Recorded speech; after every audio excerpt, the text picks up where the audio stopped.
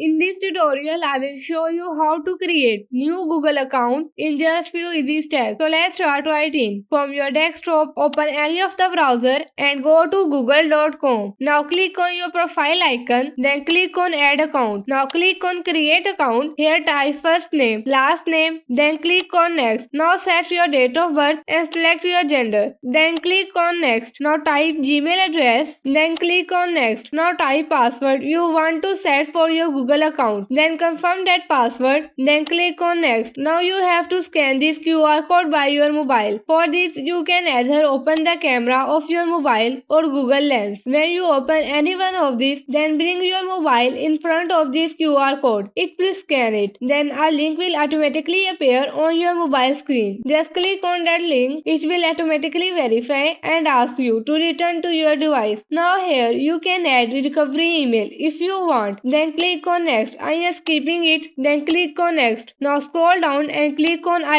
agree. After this your Google account will be created. So that's how you can create new Google account in just few easy steps.